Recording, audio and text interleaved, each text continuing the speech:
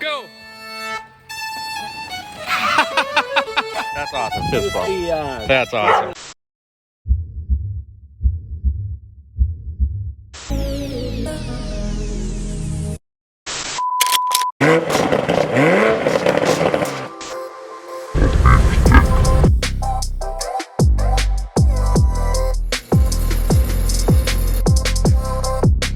I swear you guys, you can't make this stuff up. Some of the stuff we see with the shop door open. That guy was cool. Knew I was putting him in a video and I'm just like, what? I looked out the door, I'm working, and this guy just does a wheelie on a power chair. So yeah, that was a little bit of YouTube gold. So right now, currently, we are gonna go on a little mini road trip and pick up parts for the Mazda. So I found Toyota parts for the Mazda, which we're gonna explain here in a minute. Kind of windy and gloomy out today. We're walking over to the Mountaineer because we're actually gonna take the Acura. I'm not taking the Mountaineer on the road trip.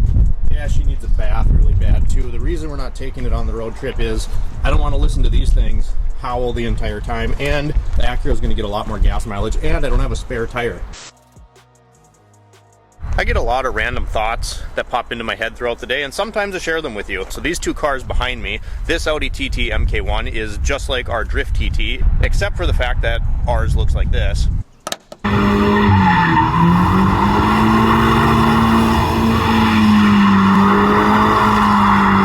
So this one's really super clean. That belongs to my buddy John. That is his personal car. And then behind that is an S197 Mustang. I see these all the time because we're shop neighbors, and you think about these two cars and it's like the Audi in your brain is tiny and the Mustang is a big boat, right? But I'm gonna flip you around because having these two parked side by side, they don't look that much different. I don't know, is this just me? But it doesn't seem like the TT. I mean, obviously it's smaller. It does not seem that much smaller. So again, like I said, we will not be taking the Mountaineer on this little trip. We're gonna take the Acura. And again, you guys, we just acquired this car. I'm gonna get it its own video. It deserves that. As I said before, I need to leave this car alone. We'll get a full look at it. It's been really interesting kind of looking up the history on this car, because you look at this thing and you're like, it's bigger than a Civic, it's smaller than an Accord. What is it? So overseas, other markets, this is actually an Accord Type S. And then here in the States, it's an Acura, obviously. Let's go over to the Mazda, show you what we're after here. So this is obviously the parts truck. Clearly this isn't the main Mazda in question, but what we're gonna do, get these wheels over to our buddy Jeremy, Custom Coatings and Repair. I want to get these done. Then they're gonna go on the red truck. This is the one we got the Weber carburetor for, all that stuff. So this is the front bumper currently as it sits. These grills, bumpers have gotten ridiculously expensive. So I found this Toyota front bumper. We're gonna do that. It's pretty simple and super popular swap. It's gonna look way better on here than this factory bumper. And then the grill, because they've gotten so expensive, we're gonna take that off, refinish it.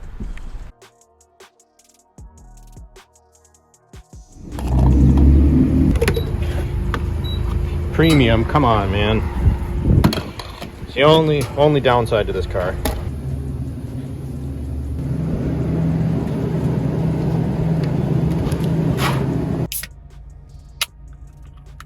I still can't believe that this thing is this clean, has 214,000 miles on it. All right, so we got the Acura all gassed up, ready to go. So like I said, these parts are about 68 miles per GPS away. We're grabbing the front grille as well. That's for one of our customers and friends. He's got a really super sweet 4Runner we'll throw on screen here. And again, the bumper is for that super common Toyota front bumper swap. And here's the problem, guys. This is why mini trucking is dying, I think. I know everything is more expensive. We just put premium gas in the Acura. Everything's going up, but this is insane. Part of it also is these trucks are getting old. We're talking about trucks from the mid 80s to the early 90s. So like getting decent parts off OEM cars, going to the junkyard like we tried, finding Toyota front bumper that way, it's getting hard to do because these parts are just getting harder to find. That's just the reality of it. The thing that gets me is you go to get repop stuff off of Amazon, eBay, anything like that. So these are Chinese clones of these parts, and to be honest, they don't fit that well. I've put a few repop Chinesium parts on customer cars just because that's all we could find.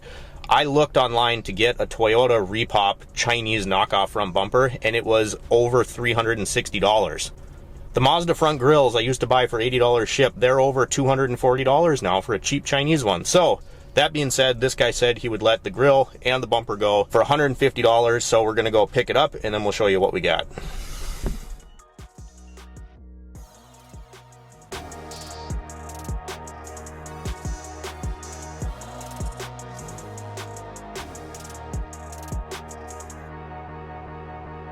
Definitely should have taken the Mountaineer, guys. A lot of minimum maintenance roads, and this makes me sad. The destination is on your left.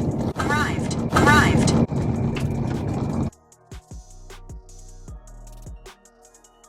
Nice people out here, at least. There he is in front of us. If it'll focus, I'm trying not to Baja the Acura here, but stopped at 2 farms. GPS stopped me in the middle of the road. We found him though. There's the 4Runner. We finally made it. As I was trying to say, the GPS literally just took me in the middle of this gravel road we're on, nowhere near a house. So I stopped at the first farmer's house, not the right guy. Stopped at the second farmer's house, and then the guy that I was trying to meet actually met me at that guy's house, and I followed him back. So we got the stuff, tight fit in the Acura. Got my coat up on the dash so we don't scratch anything, but in the back, seat reclined, we're not touching anything at all, so gonna listen to it rattle the whole way home. I only gotta cringe for about 10 more minutes and avoid big ruts in this dirt / gravel road, and then we should be set to get home. So it is the next day. We made it back with the Toyota bumper. We'll take a look at that. Super stoked to have finally found one of these things, you guys. And like I said, things are getting super expensive, especially in the realm of mini trucks. And also, you got to remember, these things are just getting old. This came off of a 1992 4Runner. So every year that goes by, it's going to be harder to find one of these things that's in good shape. These things are getting old, and less of them are on the road every year, and less of them are parts vehicles. They're getting picked over. So I was excited. Was about 70 miles away. I definitely absolutely should not have taken the Acura down there. I don't know what I was thinking with that. Of course, there'd be like 8 miles of minimum maintenance farm roads. You know, why wouldn't there be? Definitely should have been a trip for the Mountaineer. It was a tight fit in there. The thing's going to need a little bit of cleaning up. Again, 1992, was not expecting any less than that, you know. Overall, super solid condition, and I'd much rather have to do a little bit of work cleaning this one up than getting one of those Chinesium repops that is lesser quality material and doesn't fit worth a crap. So let's take a look at it. I'm nitpicking here, guys, but you can see there's a little crack down here in the lens. The lenses I can get off of eBay or Amazon, so I'm going to get some lenses for it. Chrome finish overall is in pretty good shape. You can see a little tiny bit of bubbling there, so we'll take care of that. Little tiny bit here as well, and then right there's a little bit. It's solid. Overall, it's solid. Nothing's rusted through, nothing's broken. Right there, you can see where someone took an angle grinder or something at one point to get probably some rusty fasteners off. So we're gonna cut this down. We'll show you how to do it, and we're gonna, sand this smooth. This side over here has a few little rough pieces in the plastic. Again, I'm nitpicking, but I want this thing to look really nice going on the truck. On this side too, just a little bit of pitting. We'll flip it over, talk about, the other side obviously, and then the plastic's actually all in really good shape. So that'll come off, get repainted, because this is kind of like a really super dark gray. I want it to be black, so we'll do that. I'm gonna flip this thing upside down and show you where most of the work's gonna be. Looking right here, that's exactly what I wanna see, a Toyota factory OEM part. The repops of these, they look great in the pictures on eBay, you guys, but I've used them. The metal is not nearly as thick. The plastic comes folded in half sometimes, doesn't fit worth a crap, so I'd rather put a little time and energy into this. The housings for the lights are actually in really good shape. No cracks, seems to be sealed up nice. You can see all this surface rust on the inside. Again, it's really solid. It's not, rusted through the metal, anything like that. It looks bad, but it's just surface rust back here. So what we're gonna do, we're gonna try a citric acid dip. So I'll probably have to buy a kiddie pool, something like that to get this done. But we're gonna clean all this up inside, and then I'm gonna use Pour 15 and coat all this. All these little brackets, you can see it looks like someone took a torch and cut this thing off the vehicle. So yeah, we'll deal with this, get it cleaned up. These brackets we're not going to use. I haven't decided yet if I'm going to try to make my own or try to find some of the guys that make these brackets, because this was a pretty popular swap back in the day. So there are brackets out there to put this bumper onto your Mazda without having to make anything. All these little fasteners in here will probably end up getting replaced, but super simple to separate the plastic from the metal on this thing. We'll get it apart, we'll clean it up, one thing at a time. I have to finish the intake first. Let's go over, show you what that looks like. So this is that intake that I've been polishing and working on for quite a bit of time now. You can see it's coming along. It's not going to be perfect, you guys. There's a little bit of pitting in there, and I'm not going to, weld those shut. That's basically what you'd have to do. It's looking pretty good. I got all my holes tapped, and I'm going to use, I think, these copper washers here. Then we got some chrome plated fittings for the bigger ones. I just ordered the EGR block-off plate. You can see right there we got a couple set screws in there. There's some more of that hardware there if it'll focus. Overall, some of these little spots like down in there aren't perfect yet. I'm not done, but we're getting close to the point where we're gonna powder coat this. And again, this isn't going to be a perfect mirror finish, you guys, because the powder coat is going to dull up this surface. So we're getting there. It's, I'd say, about 90, 85% of the way there. We got some new plugs back here. This is actually a wheel stud that I coated because it fit in here nice. So we'll pull all this hardware off, get it coated, and then we're going to use like some Permatex or some high temp RTV just to seal up all these ports.